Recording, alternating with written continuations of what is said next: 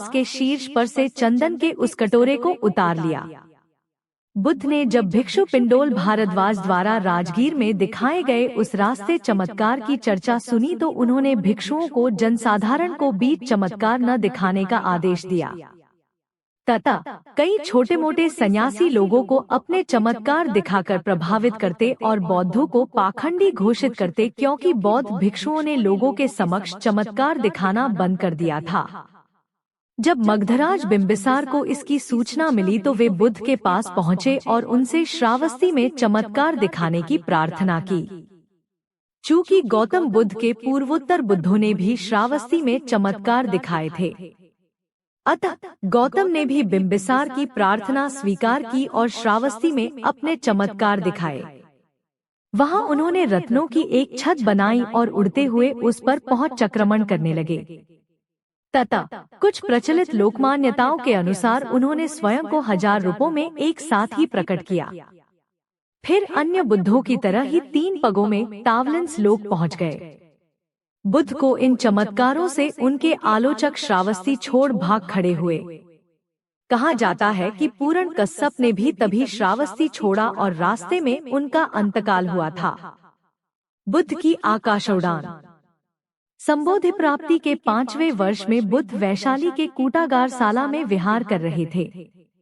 तभी वहां एक दिन उन्होंने अपने दिव्य चक्षु से अपने पिता को मृत्युशैया पर पड़े देखा।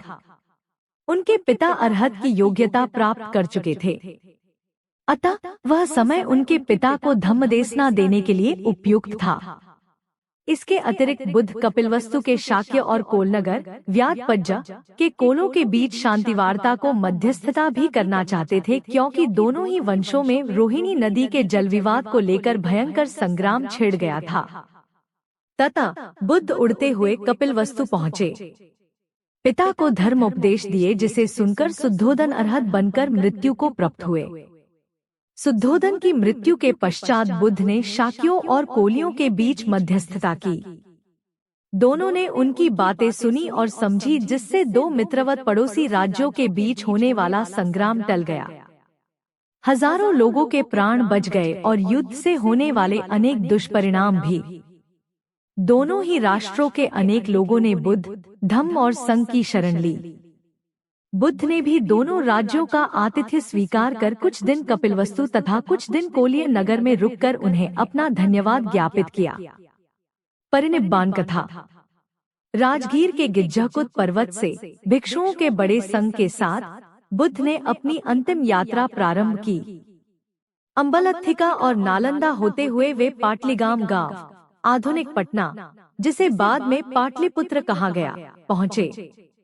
उत्तरवर्ती काल में मौर्यों की राजधानी बना पाटली उन दिनों एक गांव मात्र था।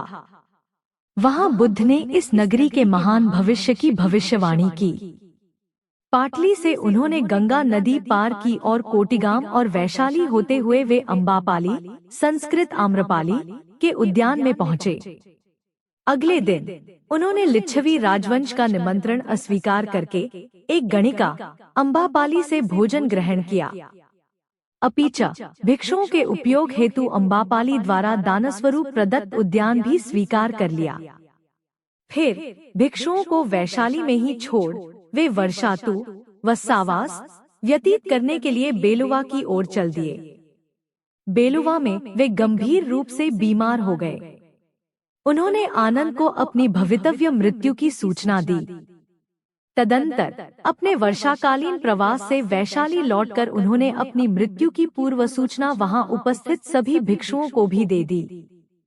इसके बाद हत्थिगाम, अम्बागाम, जम्बुगाम और भोगनगर होते हुए वे पावा पहुँचे। वहां एक कर्मकार चुन की आम्रवाटिका में वे ठहरे और उन्होंने कुछ खाया, जिससे वे और भी अस्वस्थ हो गए।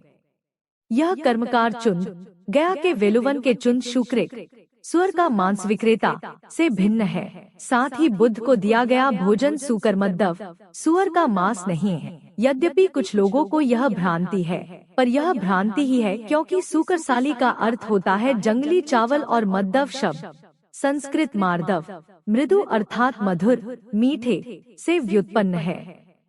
अपिचा पाली अंग्रेजी शब्दकोश TW रॉयस डेविस और विलियम स्टेर प्री 721, 518 से 19 के अनुसार मद्दव का अर्थ है कोमल और विदीर्ण भुना हुआ। अतः संभव है कि बुद्ध ने जो भोजन किया था वह भुने हुए चावल ही थे।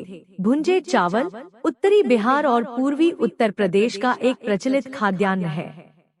इतना ही नहीं, बुद्ध ने बड़े स्पष्ट शब्दों में चुन सुकृक के सुकरमांस विक्रेता होने और इस व्यवसाय की कड़ी निंदा की थी और अपने इसी जघन्य व्यवसाय के परिणामस्वरूप बुद्ध के निर्वाण से 7 दिन पूर्व ही चुन की मृत्यु हो गई थी और उसे नरकाग्नि में यातना झेलनी पड़ी थी। द्रष्टव्य धम्मपद अट्ठक था 1 से 105 और सबसे बड़ी बात यह है कि बौद्ध धर्म के भोजन संबंधी नियम बहुत कठोर थे। उदाहरणार्थ, सारिपुत्र को केवल औषधि के रूप में लहसुन का सेवन करना अनुमत था।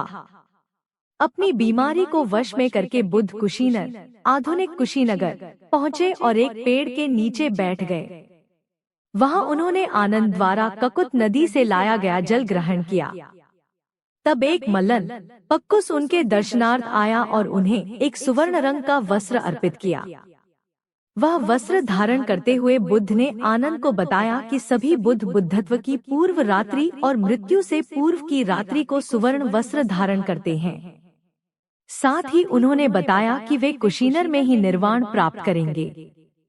तब बुद्ध ने ककुत नदी में स्नान किया और कुछ देर विश्राम करके उपवत्तन साल उद्यान में पहुँचे। वहाँ आनंद ने उत्तर की ओर सिर वाली एक शैया उनके लिए बनाई। कहा जाता है कि पेड़ों ने उनके शरीर पर पुष्प वृष्टि की। आकाश से दिव्य मंदवर पुष्पों और चंदनरज की वृष्टि हुई। पवन ने दिव्य संगीत एवं ध्वनिवादन किया।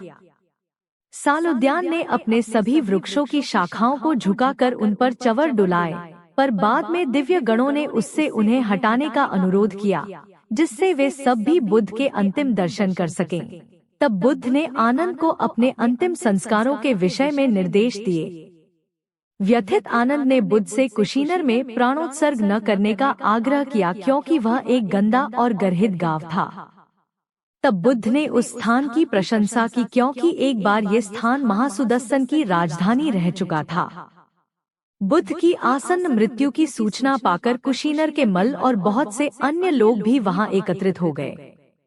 बुद्ध ने सुभद्र को दीक्षित किया, जिसे आनंद ने अस्वस्थ बुद्ध के पास जाने से रोका था। तब बुद्ध ने भिक्षुओं से शंका निवारण के लिए पूछा, पर किसी भिक्षु ने कोई प्रश्न नहीं किया। तब बुद्ध बोले, जो भी सत है उसका निश्चित है विनाश।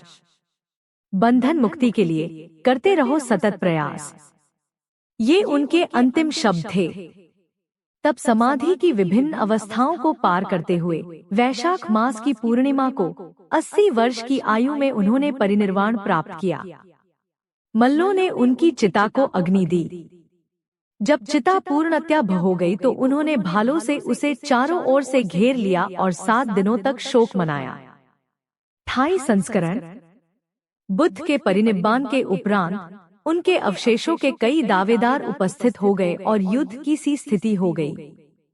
अंततः विवाद इस प्रकार टला, अवशेषों के 8 बराबर हिस्से किए गए और मगधराज अजातशत्रु, कपिलवस्तु के शाक्य, रामगाम के कोलिये, वैशाली के लिच्छवी, अल्लकप्पा के बुल, वेलपत्था के एक ब्राह्मण, पावा के एक प्रतिनिधिमंडल और कुशीनगर के मल्लों ने ये हिस्से आपस में बांट लिए। अवशेषों का वितरण करने में एक महत्वपूर्ण भूमिका प्रदान करने वाले दोन को वितरण पात्र रखने की अनुमति दी गई। पिप्पलीवन के मौर्यों को देर से आने के कारण केवल भही प्राप्त हुई।